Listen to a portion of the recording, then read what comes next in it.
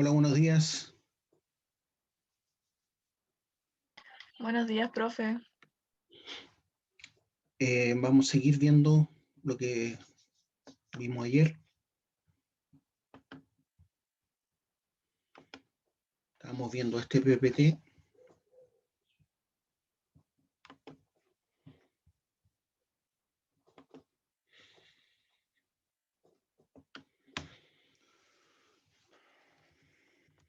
Bueno, ya vimos que la ecología, ¿cierto? Es una ciencia que es multidisciplinaria, ¿cierto? Se necesita de varias ciencias para comprender en su totalidad la ecología o el ecosistema de algún ecosistema en particular. Se alimenta de, como les digo, se nutre de otras disciplinas científicas. Hay formas en que uno puede estudiar el ecosistema estudiando las poblaciones y otras estudiando las comunidades, que son las más comunes. Vimos definiciones de lo que era la ecología. Vimos que la tercera década del siglo XX era interesante. Dice: estudio las interacciones que determinan la distribución, abundancia, número y organización de los organismos en los ecosistemas. En la última, por los hermanos Smith, no dice mucho, sobre todo para el que no entiende lo que es la economía, ¿ya? En esta lámina que vamos, donde vimos que el medio ambiente incluye no solo las condiciones físicas, o sea, abióticas, sino también las condiciones biológicas en que vive un organismo. Cuando hablamos de condiciones físicas o abióticas, se refiere al clima, ¿cierto? Se refiere a la lluvia, al viento, a la humedad, a las temperaturas promedio, a eso se refiere. Al tipo de roca madre que puede generar un determinado suelo, ¿ya? No en todas partes la roca madre es la misma. Por ejemplo, acá en la zona, en la quinta región costa, la roca madre es un batolito, que es, no sé si lo vieron en geología, un batolito gigante que, que está prácticamente en la superficie hoy en día, y básicamente es monzonita cuarcífera o diorita en muchas partes. Esa es la roca madre de la quinta región costa. Entonces hay dos formas de estudiar la ecología. Una es estudiando las poblaciones, como les dije, que tiene un determinado nombre, ¿cierto? Se le llama autoecología cuando estudiamos los ecosistemas basándonos solamente en las poblaciones. En este momento estamos mostrando una población de jotes, ¿cierto? Que es un buitre que habita en la costa. Es muy parecido al cóndor, pero si se dan cuenta es parecido al cóndor, porque el cóndor es un buitre también. Y la otra forma de estudiar los ecosistemas estudiando las comunidades.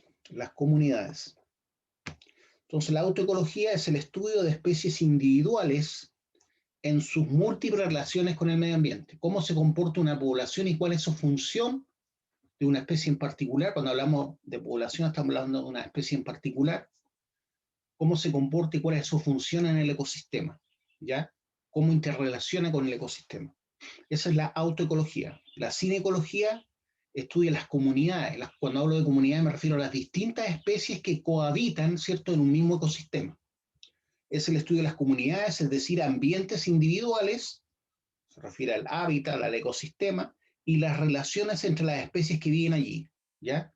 Entonces ahí yo estudio cómo se comporta, por ejemplo, en esa humedal que están mostrando, las garzas, cómo se comportan los cisnes de cuello negro, cómo se comportan los patos silvestres, cómo se comportan las loicas, los tordos, respecto de las demás especies y respecto de su entorno. ¿Qué funciones cumple cada una? ¿Cómo se comportan las ranas, los sapos, los peces que habitan ahí? cuál es la función que cumplen respecto de la garza, respecto del pato, respecto del tordo, respecto de la loica, que cohabitan en ese mismo ecosistema. Esa es la cinecología. ¿Alguna pregunta, alguna duda?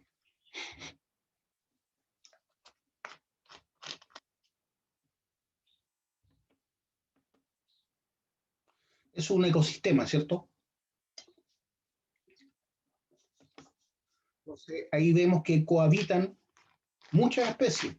Algunas son visibles claramente, ¿cierto? Como las aves, las distintas especies de aves, las distintas especies de árboles. Cuando hablamos de especies, no solamente nos referimos a la fauna, también a la flora. Todas las especies tienen un nombre científico, ¿ya? Por ejemplo, no sé si ubican el pimiento, el árbol pimiento que crece en el norte, principalmente en Copiapó, se llama Chinus molle. Ese es el nombre científico, Chinus molle, ¿ya? Asimismo, en la fauna y en la flora hay distintas especies y cada uno tiene un nombre científico. Por ejemplo, yo estudié mucho el Chinus polygamus, que es otro árbol se llama Chinus polygamus, que es el que yo planté, por ejemplo, en un tranque de relave en el norte de Chile para ver cómo se comportaba, ¿ya? Si era capaz de sobrevivir ahí y hacer más llevadero, ¿cierto? Una zona árida como es un tranque de relave. Entonces, cada especie tiene su nombre científico. En esa imagen vemos distintos tipos de árboles, por lo tanto, distintas especies, distintos tipos de aves, distintas especies. Puede que no se vean ranas, sapos, pero denlo por seguro que hay. Y además tenemos los insectos y los artrópodos, que son más grandes que los insectos todavía. Me refiero al número de ellos, ¿cierto? No solamente hay insectos, hay coleópteros, hay mosquitos y cuánta cosa. Entonces eso es un ecosistema. Es un sistema interactivo constituido por componentes físicos, que es la parte abiótica, químicos y biológicos del ambiente. Entonces esa es la definición de ecosistema. Es un sistema interactivo, interactúa la especie, interactúa el medio ambiente, el clima, las rocas se van degradando, se van oxidando, van agregando minerales al agua, a los suelos, ¿ya? Es un sistema interactivo constituido por componentes físicos, químicos y biológicos del ambiente. Los organismos que viven en un área particular junto con el ambiente físico con el que interactúan constituyen un ecosistema. Los organismos que viven en un área particular junto con el ambiente físico con el que interactúan constituyen un ecosistema. O sea, tenemos dos definiciones bien claras de lo que es un ecosistema. Y ahí vemos la interacción, ¿cierto? Tenemos una flor del loto, tenemos una rana o sapo y un mosquito que pasa volando o una mariposa, no sé. Están interactuando, ¿cierto? En el agua hay peces, en el agua hay pirigüines, ¿cierto? Hay garzas, entonces todo, hay una interacción en un mismo lugar físico. Hay muchos ecosistemas en el planeta, ¿ya? Pero el planeta en sí se puede decir que es un solo ecosistema que se llama biosfera, biosfera. A escala global la Tierra es un único ecosistema, ¿cierto? Por lo tanto, cuando yo contamino en el hemisferio sur, no solamente voy a dañar el hemisferio sur, quizás directamente voy a dañar el hemisferio sur, pero cuando contamino el hemisferio sur, tarde o temprano, eso va a gatillar sobre el hemisferio norte. Porque está la capa de ozono disminuida, ¿cierto? En el famoso hoyo de la capa de ozono al sur de Chile, ¿cierto? En la atmósfera. La capa de ozono no tiene más de 20 centímetros de espesor, pero es clave para la vida del planeta porque filtra la radiación ultravioleta, la que es dañina, la que destruye el ADN de las células, ¿ya? Por eso es cancerígeno, ¿cierto? La radiación ultravioleta hay que protegerse porque es tan fuerte que es capaz de dañar el ADN. y por lo tanto, en vez de generar células normales en la piel, tú puedes empezar a generar células cancerígenas, ¿ya? Entonces, si no tuviéramos la capa de ozono, prácticamente no sería viable la vida en el planeta, como la conocemos, ¿ya? Entonces, ¿por qué está el hoyo de la capa de ozono en el hemisferio sur? Bueno, porque al principio, en la era industrial, ¿cierto? Toda la era industrial comenzó en el hemisferio norte, comenzó en Europa, en Estados Unidos, las grandes fábricas, las grandes petroleras, todo nació allá. Entonces, todo ese contaminante tarde o temprano impactó sobre el hemisferio sur, ¿ya? Hoy en día casi todas las fábricas están ahora al revés, pues están en el hemisferio sur y no en el hemisferio norte. Las grandes fundiciones están en China, en la India. ¿Por qué? Porque es más barato producir allá, ¿ya? Ahí se ve una imagen, ¿cierto? ¿Por qué creen que hay diferencia de colores en los cerros? ¿Qué piensan ustedes?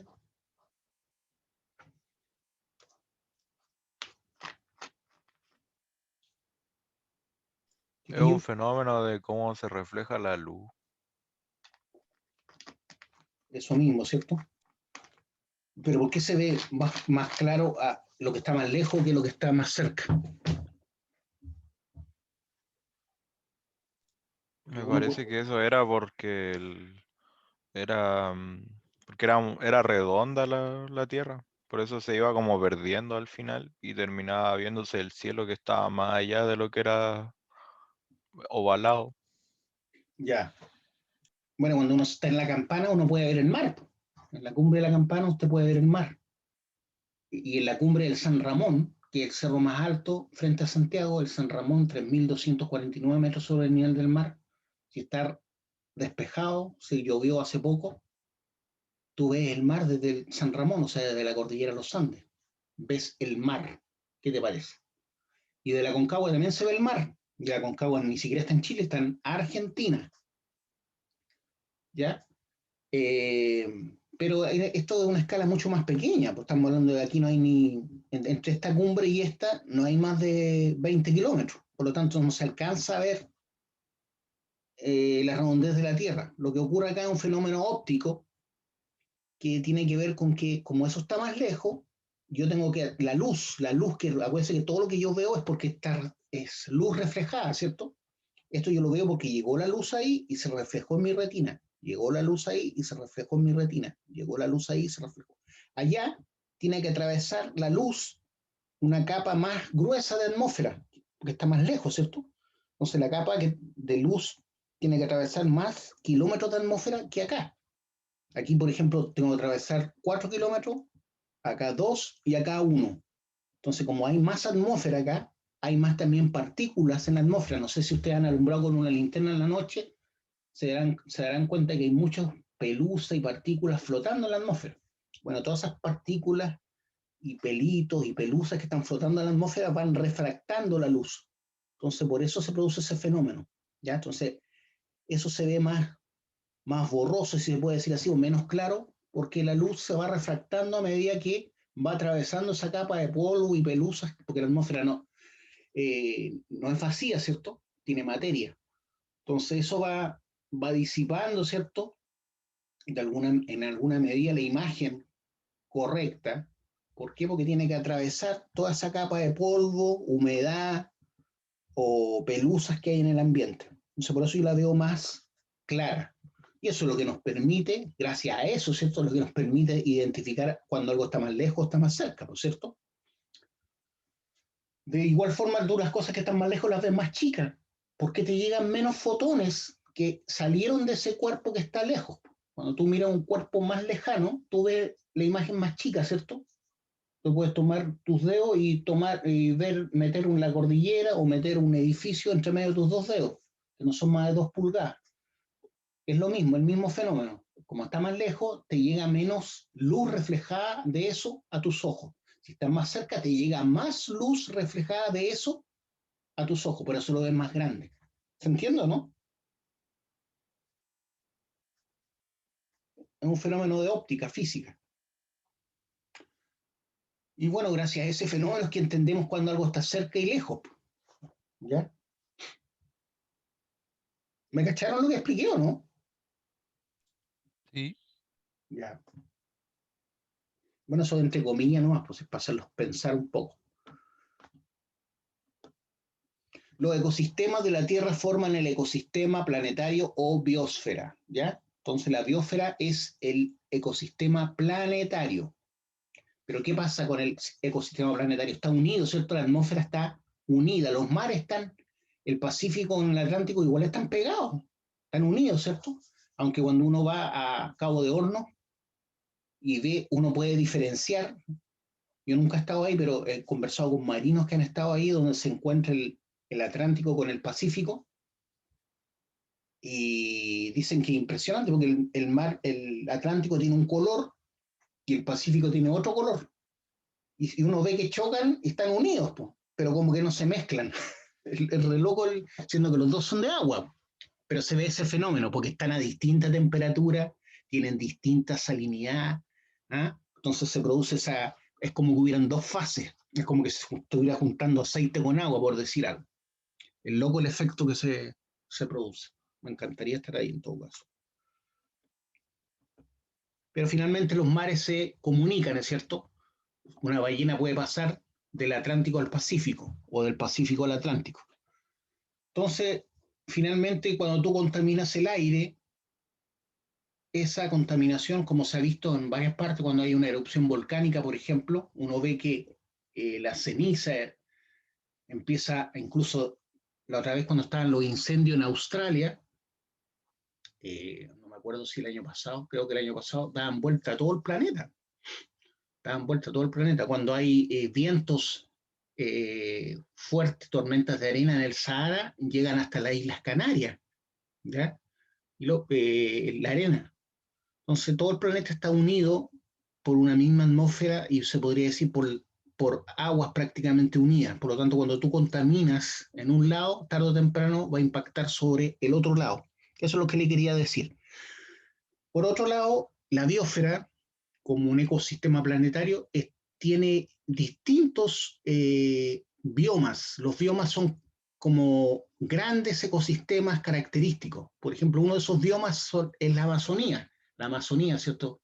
Que no está solamente en Brasil, está en Perú también, la Amazonía. ¿Ya?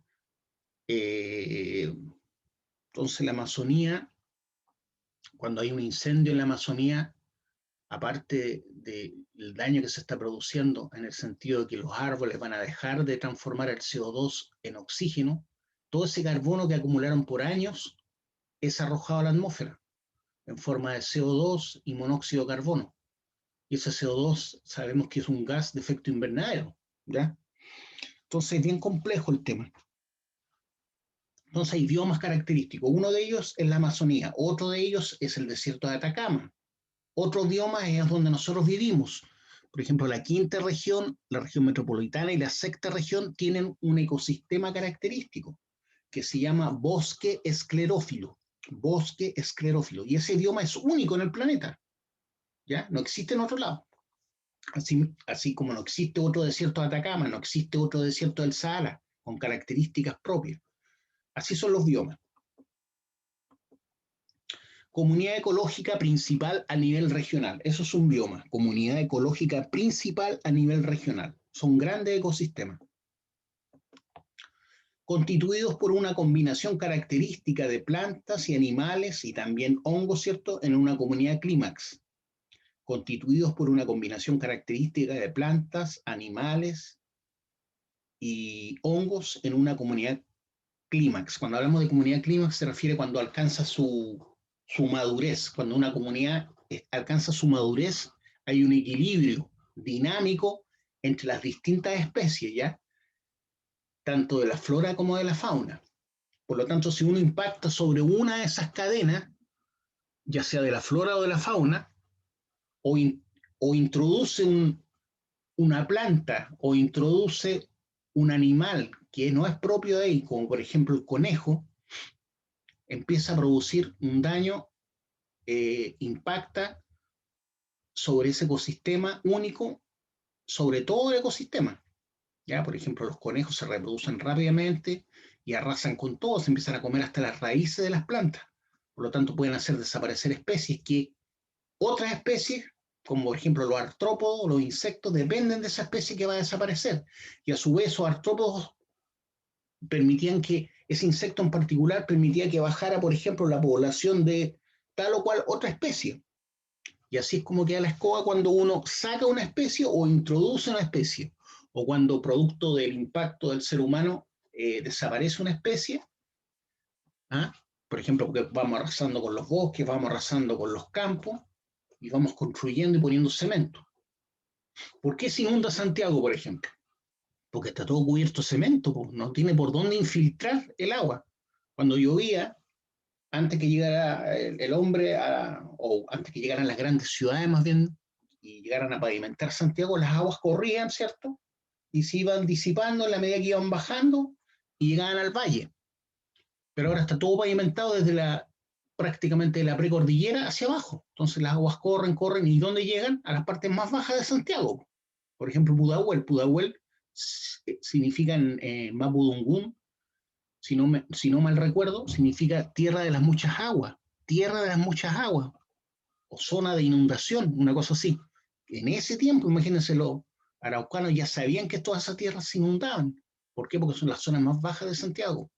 Entonces, como son las zonas más bajas de Santiago, también se acumula el humo, el smog. Entonces, Pudahuel siempre está con mucha contaminación y con mucha inundación, porque las aguas corren por el cemento y llegan finalmente a Pudahuel.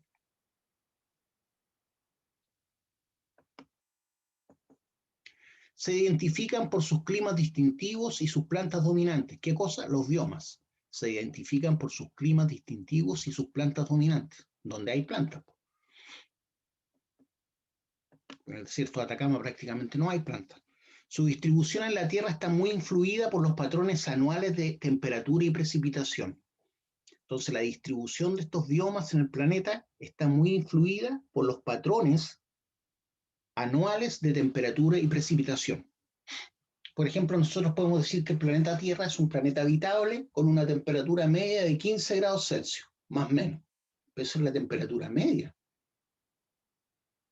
A esta misma hora, donde en la India hay 43 grados en este momento, a esta misma hora en la Antártida hay 10, 15 grados bajo cero, pero la temperatura media del planeta son 15 grados. Entonces, cuando hablamos de temperaturas medias, por ejemplo, la temperatura media de la quinta región son como 15 grados también, no significa que durante todo el año hayan 15 grados, ¿cierto?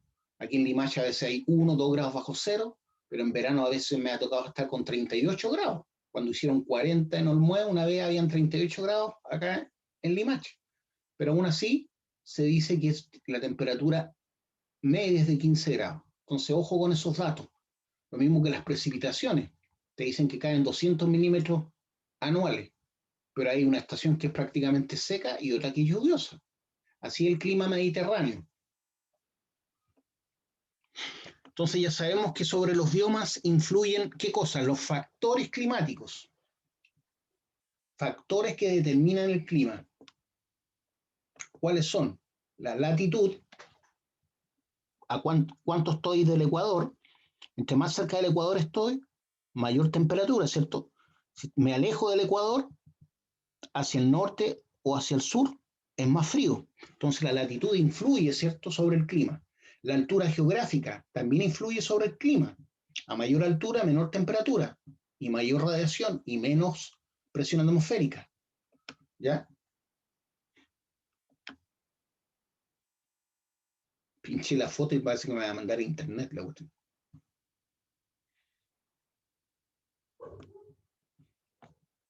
Eso mismo. Entonces voy a cortar esto. Chum.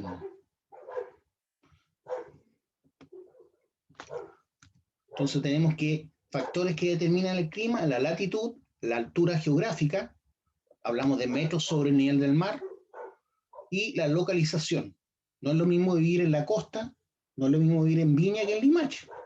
En Viña la temperatura es más, no es ni tan alta ni tan baja durante todo el año. En Viña, estoy dando un ejemplo, eso no es Viña, ¿ya?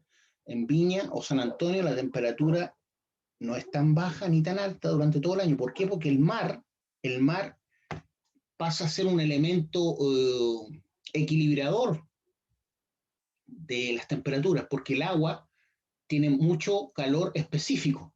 ¿Qué significa eso? Que cuesta calentar el agua, como también cuesta enfriarla, ¿ya? Entonces, como la temperatura del mar se mantiene más o menos constante durante todo el año, también se mantiene más o menos constante la temperatura cercano a la costa. Por eso en Viña nunca hay temperaturas bajo cero, ni tampoco hay sobre 30 grados generalmente. Generalmente no hay más de, nunca voy a encontrar 30 grados en Viña, aunque sabéis cuando hicieron, pero son casos excepcionales, ¿cierto? Cuando hicieron 40 grados, el año 2013, si no me equivoco, 2015, no recuerdo bien, hicieron 40 grados en Olmué, hicieron 38 en Limache, nosotros arrancamos a la playa y habían 33 grados. Habían 33 grados en Valparaíso ese día, pero eso es muy poco común, ¿ya? Aún así estaba más baja. ¿Por qué? Porque el mar pasa a ser un regulador de la temperatura, como un efecto tampón de la temperatura, ¿ya? Entonces, les decía que toda la zona costera las temperaturas no son ni muy altas ni muy bajas, pero uno se mete al interior, en Limache, que estamos como a 30 kilómetros lineales de la costa, menos de 30 kilómetros lineales de la costa, ya podemos encontrar temperaturas bajo cero y sobre los 30 grados en verano sin problema. En cambio aquí no, ¿ya? Porque el mar influye mucho. Entonces, por eso los factores que determinan el clima son la latitud, la altitud y la localización. ¿Dudas, preguntas?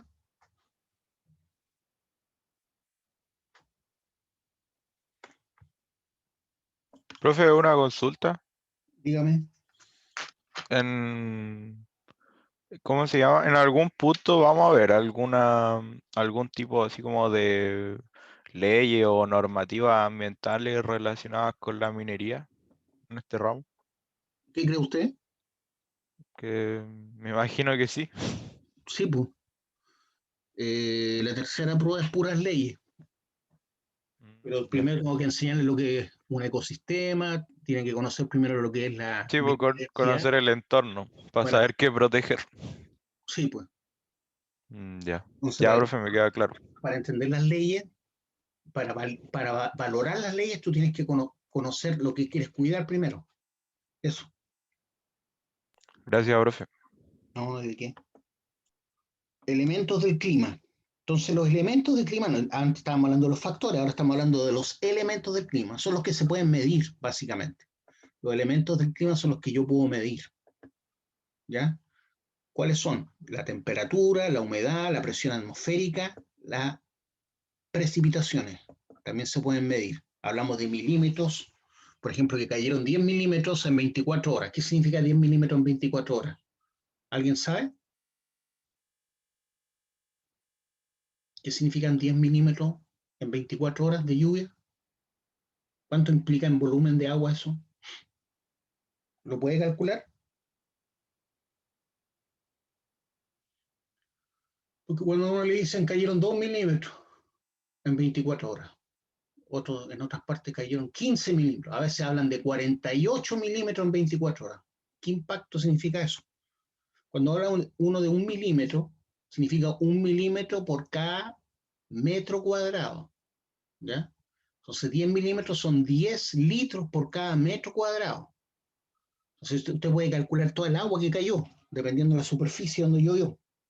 ¿Qué significa eso?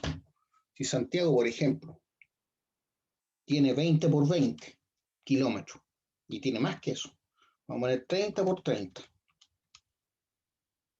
tiene 900 kilómetros cuadrados, ¿ya? 30 por 30, tiene 900 kilómetros cuadrados de superficie, pues, para hacer un cálculo rápido, y cayeron 48 milímetros en 24 horas, esos 900 kilómetros cuadrados los tengo que multiplicar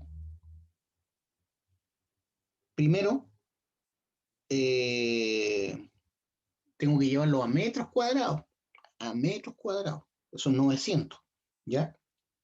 ¿Cuántos metros cuadrados tiene un kilómetro cuadrado? ¿Saben cuántos tiene o no? Un millón de metros cuadrados tiene un kilómetro cuadrado. 1.000.000. Ese millón lo tengo que multiplicar por 900, que eran los 900 kilómetros cuadrados. Y eso me da 900 millones de metros cuadrados. Y en cada metro cuadrado cayeron, ¿cuánto dije? 48 milímetros. Entonces eso lo tengo que multiplicar por 48 y me da un tremendo número, que es 4,3 elevado a 10. Esos son los litros de aguas que cayeron, ¿ya? Si eso lo divido por 1000, me dan los metros cúbicos. Entonces, ¿qué es un número más? ¿Sabéis cuánto cayeron? Esos 48 milímetros por metro cuadrado, cayeron 43 millones de metros cúbicos. 43 millones de metros cúbicos en 24 horas. Por eso se inunda, ¿ya? Y está todo cubierto de cemento, además. Entonces, los elementos del clima son importantes: la temperatura, la humedad, la presión atmosférica. Gracias a la presión atmosférica podemos saber cuándo va a llover, ¿cierto? Las precipitaciones son importantes en verano y en invierno. ¿Es importante que nieve en la cordillera? ¿O no? ¿Por qué es importante? Para los esquiadores solamente, los que andan en esquí. Que baje el agua. Porque es el agua, son las reservas de agua dulce que tengo en verano. La nieve, el hielo que se acumula en la cordillera son las reservas de agua dulce que tengo para el verano o para varios años, cuando el año es seco. Entonces, por eso es tan importante que tengamos cordillera, ¿ya? Es una bendición que tengamos cordillera, porque gracias a eso tenemos asegurar el agua en verano, en muchas veces.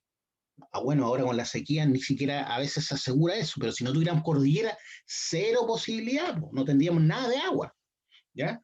Y para más remate, si no tuviéramos cordillera no tendríamos minas, gracias a la cordillera, ¿cierto? Gracias al choque de placas entre la placa de Nazca y la placa sudamericana, es que tenemos ese magma, ¿cierto? Que se acumula por el roce justo bajo la cordillera y el que permite que posteriormente se formen yacimientos. Si existen tantos yacimientos, gracias a que vivimos cerca de la zona de subducción.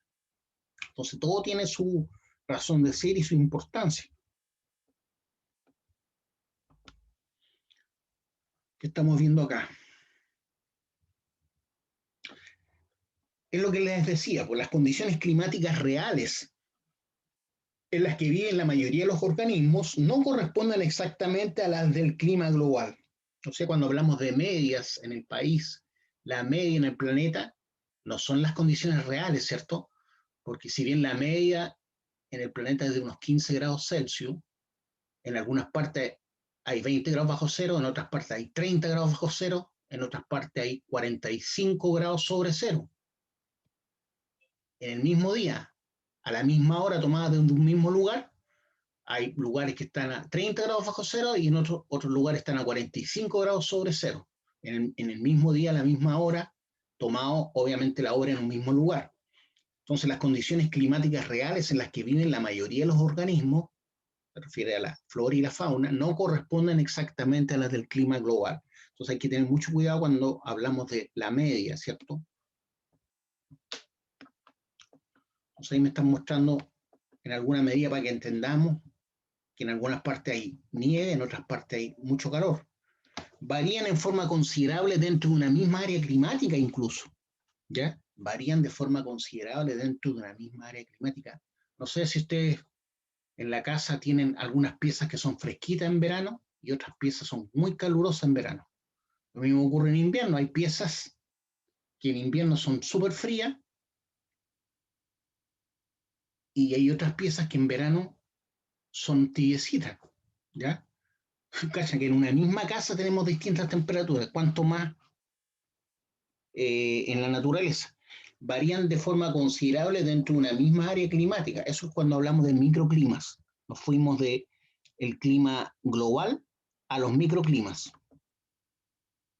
Entonces, ¿qué es lo que influye sobre los microclimas? La topografía, la cobertura vegetal y la exposición al sol o al viento. Entonces, aquí vemos un ejemplo de lo que es un microclima. Fíjense acá. Aquí pues, se podría decir que estamos en un mismo lugar, ¿ya? Este podría ser la campana. Hay una ladera de la campana, que es la ladera que está mirando, a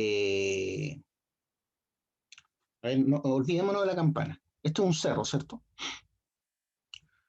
Esta ladera que está acá vendría siendo la ladera cuando vamos, por ejemplo, por el Troncal Sur o por el tren, el metro tren, hacia Limache, desde Viña.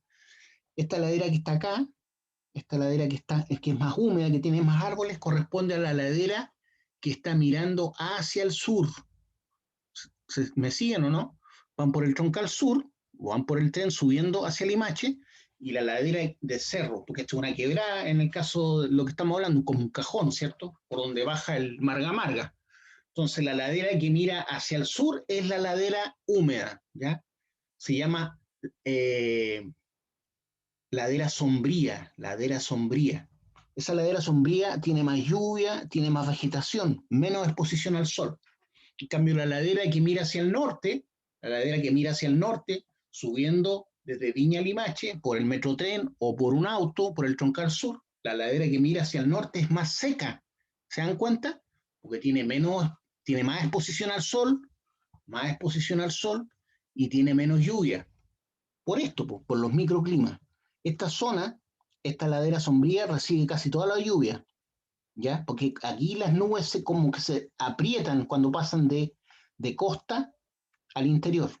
¿Se dan cuenta? Este es el mar, las nubes siempre entran por la costa, el viento siempre viene desde la costa hacia el interior. Entonces las nubes se tienden a apretar en la cordillera de la costa y también se tienden a apretar en la cordillera de los Andes. Y aquí es donde se produce la mayor cantidad de precipitación. Después ocurre lo mismo en la precordillera, cerca de la cordillera de los Andes. Y acá ya no hay tanta lluvia, pues, ¿se dan cuenta? Entonces esta es la ladera solana y esta es la ladera sombría. Entonces estamos prácticamente en un mismo ecosistema, por eso se habla que tiene microclima, ¿cierto? Estamos en un mismo ecosistema, el bosque esclerófilo en este caso, que es el bioma que les hablé de la quinta región, sexta región, región metropolitana. Estamos en un mismo bioma, en un mismo ecosistema, pero tenemos microclimas distintos. Aquí tenemos la ladera solana, aquí tengo la ladera, perdón, esta es la ladera solana, esta es la ladera solana y esta es la ladera sombría. Ladera sombría, ladera solana, ¿ya? Entonces aquí hasta la vegetación cambia, hay más cactus, hay más litres y cactus, en cambio acá tengo peumos, maitenes, también hay litres, tengo belloto del norte, ¿ya? Y eso hace que aquí habiten otros seres vivos que voy a encontrar en poca cantidad acá. ¿Por qué? Porque están más acostumbrados y adaptados a esta zona más húmeda. ¿Se entiende o no? Chiquillo. Oh, Sí. ya. Así que está el puro Juan Pablo en clase.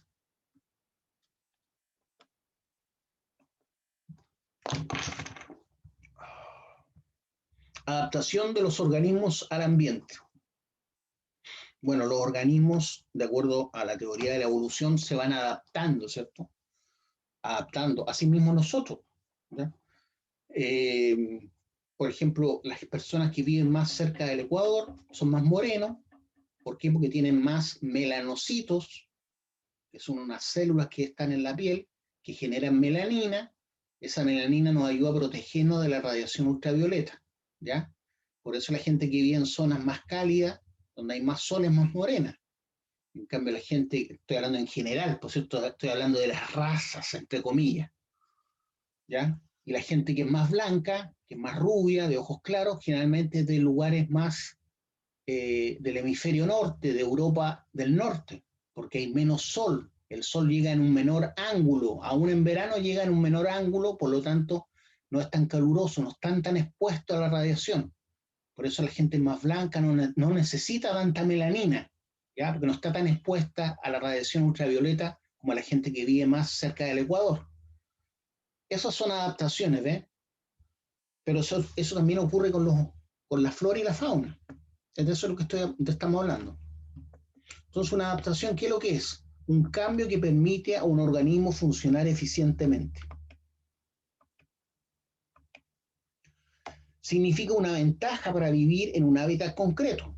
¿ya? Por ejemplo, para la gente blanca, para el norteamericano, para el inglés, vivir acá en Chile ni un drama, ¿ya? Chile en general, desde Santiago hacia el sur, es un país, perdón, sí, un país, una zona fría, ¿cierto? Especialmente en invierno. No tienen ni un drama para vivir acá los alemanes, los ingleses, sobre todo en el sur de Chile, porque su piel, su, su adaptación está hecha para vivir en zonas más frías. En cambio, si llevo un haitiano a vivir a Valdivia, va a sufrir más, ¿cierto? Porque un haitiano está acostumbrado a vivir en una temperatura sobre 30 grados. Por lo tanto, le va a costar más adaptarse a vivir en una localidad fría. De eso estamos hablando, de la adaptación de los organismos al ambiente. ¿Ya? Significa una ventaja para vivir en un hábitat concreto en una época determinada y compartiendo el ecosistema con otras especies. Se dice que la gente oriental, la gente de ojos achinados, vienen de la zona de Mongolia, Siberia, y ahí hay mucho viento, siempre está todo congelado, hay mucha nieve, por lo tanto la gente andaba con los ojos casi cerrados durante el día, por el exceso de radiación, ¿cierto? Es como cuando uno va a la nieve, ¿cierto? Y no tiene lente oscuro, uno como que cierra los ojos, ¿cierto? Para que entre menos luz. Y imagínense con viento, toda esa zona blanca y con viento. Entonces la gente tendía a andar siempre con los ojos cerrados, porque no existían los lentes oscuros antes. Y por eso fueron tomando digamos, esas características faciales. De ahí se entiende por qué hay, entre comillas, personas, ¿cierto? Entre comillas, raza, iba a decir, personas con los ojos rajados, como se le dice a los chinos, a los japoneses, porque vienen de esa zona.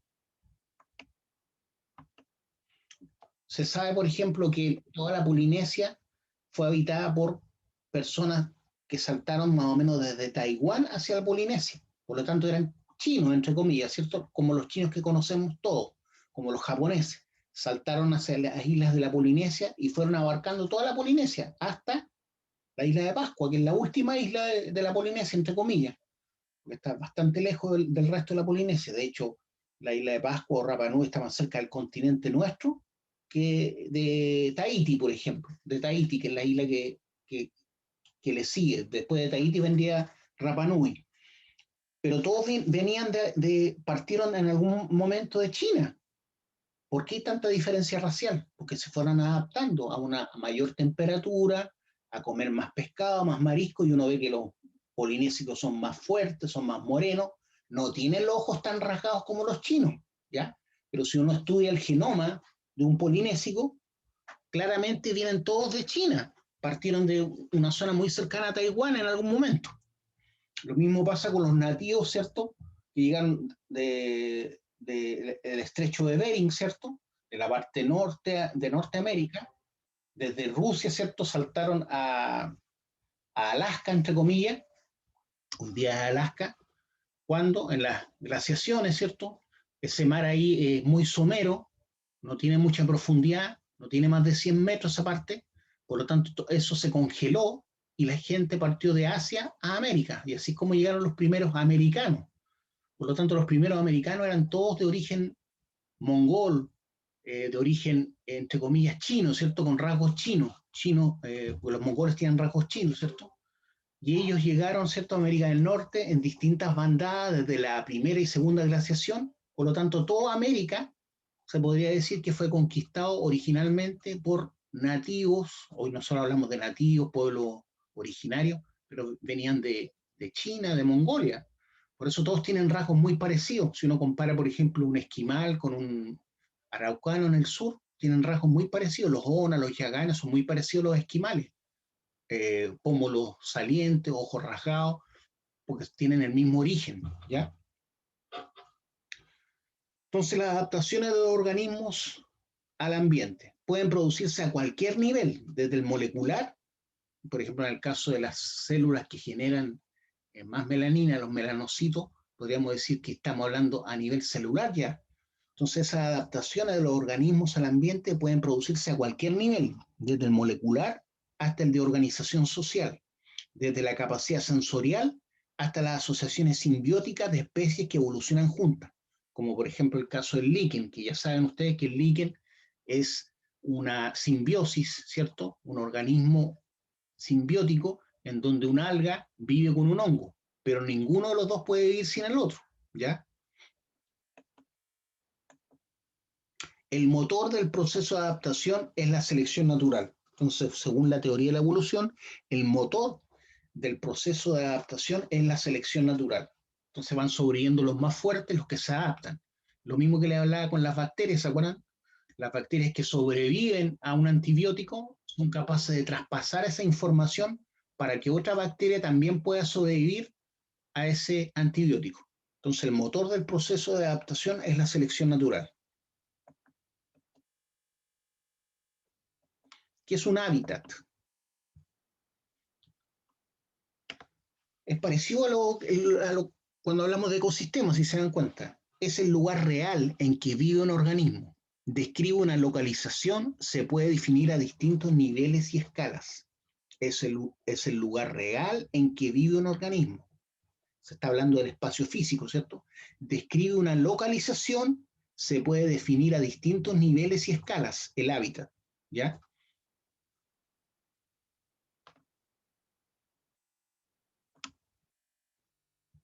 ¿Qué es lo que es el nicho? El nicho. No estamos hablando de nicho desde el punto de vista económico, ¿cierto? Nicho es el modo en que el organismo utiliza su hábitat e incluye todas las variables físicas, químicas y biológicas a las que responde. También se puede definir como el papel de una especie en su comunidad, incluyendo actividades y relaciones. Entonces, el nicho es el modo en que un organismo, una especie en particular, utiliza su hábitat e incluye todas las variables físicas, químicas y biológicas a las que responde. Es una definición según Hutchinson del año 58. El nicho tiene que ver con el papel que tiene una especie en su comunidad, donde cohabita, ¿cierto? Cuando hablamos de comunidad son las distintas especies que cohabitan, viene de hábitat, se dan cuenta, cohabitar, incluyendo actividades y relaciones. Para eso podemos diferenciar las especies que son generalistas y las especialistas, ¿ya? Las especies generalistas ocupan nichos amplios, las especies especialistas ocupan nichos estrechos. El ser humano es una especie generalista, puede habitar en distintos hábitats, ¿ya? En distintos nichos, amplios nichos, lugares de mucha temperatura, lugares muy altos geográficamente, lugares muy bajos, gente que vive a nivel de la costa y gente que vive a nivel a 4.000 metros sobre el nivel del mar, por ejemplo, allá en La Paz, ¿ah? O en Quito, Ecuador, a 3.000 metros sobre el nivel del mar, y otros viven cerca de la costa, ¿ya? Entonces nuestra especie es generalista porque ocupamos amplios nichos. En cambio hay especies que son especialistas, como por ejemplo el oso panda. El oso panda es especialista. ¿Por qué? ¿Por qué creen ustedes que es especialista y no generalista?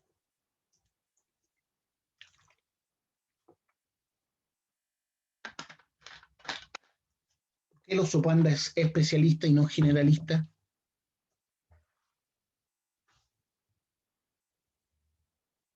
Por Hola. el, por el tipo de hábitat que tiene, vive como en un bosque que es como de puros bambú. Claro, vive en una zona muy particular, ¿cierto? Se podría decir que en las laderas del Himalaya, ¿ya? Y en esas laderas solamente hay bambú. Y para más remate se alimenta, no es decir, hay otras cosas, pero él se alimenta solo de bambú. Solo de bambú. Si tú lo llevas a un lugar donde no hay bambú, se va a morir. ¿Se entiende o no? Por eso es una especie especialista, ocupa un nicho muy estrecho. ¿Qué es lo que era nicho? Modo en que el organismo utiliza su hábitat e incluye todas las variables físicas, químicas y biológicas a las que responde.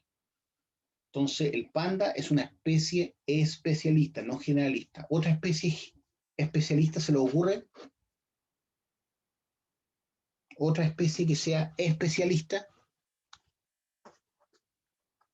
aparte del panda, Los osos polares. los osos polares, muy bien. El oso polar es una especie especialista, tiene que vivir donde hay hielo y nieve. Por eso tomó ese color. Se supone que fueron mutaciones, ¿ya? Del oso pardo, que de repente nació un oso blanco y ese oso blanco empezó a vivir mejor que el oso pardo. Entonces empezó ese gen a ser más importante que el que le da el color pardo, ¿ya? ¿Por qué? Porque podía ver, Los, los regalos al... Sí. podía ver por ejemplo, una foca la podía ver desde lejos, iba acercando y no lo iba a ver. El oso panda. Silencio, silencio. Entonces el oso polar pasó a ser el mejor cazador en esa zona de hielo y nieve. Pero si se empieza a disminuir el hielo y la nieve en el Ártico, va a desaparecer el oso polar, porque no va a tener cómo cazar, cómo va a competir con el oso pardo. Se va a ver de lejos cuando venga, ¿se entiende, no? Porque no hay nieve, no hay hielo, entonces se va a ver una cosa blanca acercándose, todo el mundo lo va a ver, pues ¿cómo va a cazar? Entonces no va a poder competir con el oso pardo y ese es el problema, que pues así es como desaparecen las especies. Lo que les decía, otra especie, por ejemplo, si le ocurre, especialista, ya tenemos el oso pardo, el oso polar, el oso panda, otra especie que se le ocurre que sea especialista, de acuerdo a lo que estamos viendo.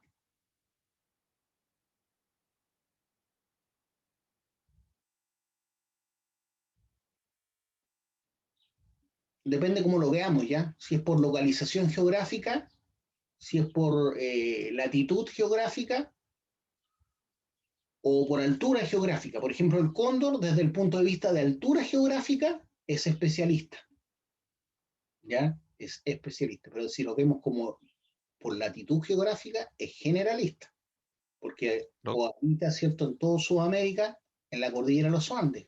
Podemos encontrar cóndor en Colombia, podemos encontrar cóndor en Perú y en la Patagonia, ¿ya? El puma, lo mismo. El puma, si pensamos en su hábitat, se podría decir que es especialista, porque vive en la precordillera. Pero si pensamos desde la latitud geográfica, podría ser generalista, porque lo encontramos desde las Rocallosas, allá en América del Norte, hasta la Patagonia, ¿cierto? Básicamente habita en lugares montañosos de la precordillera.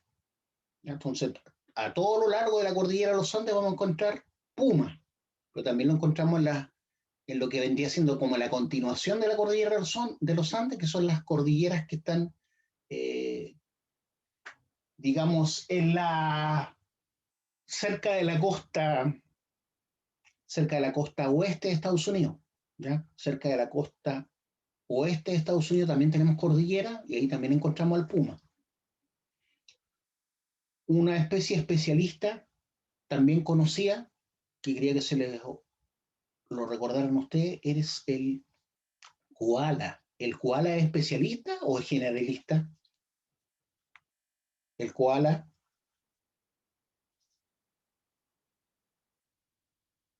Ya, pues chiquillos, despierten. ¿El koala es especialista o generalista? ¿Por qué? Especialista por latitud geográfica, no se encuentra en ningún otro lado. Ya, ¿y qué más? ¿Y qué come? Son omnívoros. No, pues el koala lo único que se alimenta solamente de hoja, es vegetariano principalmente. Come hojas de eucalipto, insectos y hasta se puede comer su misma desecho. Ya, pero principalmente come eucaliptus. Eucaliptus. Si yo llevo al koala donde no hay eucalipto, lo voy a matar. ¿Ya? Entonces el koala se alimenta principalmente, vive en los árboles y se alimenta de hojas de eucaliptus principalmente. ¿Ya? Por lo tanto, si lo saco de su hábitat y lo llevo a un lugar Donde no hay eucalipto lo voy a matar. Por eso una especie, valga la redundancia, especialista. Ya, chiquillos, ojalá participen más para la próxima clase y no escuche el puro Juan Pablo. Nos estamos viendo. Chao. Chao. Oh, profe. Chao. Participen más. Se me hace aburrida la clase si no participan.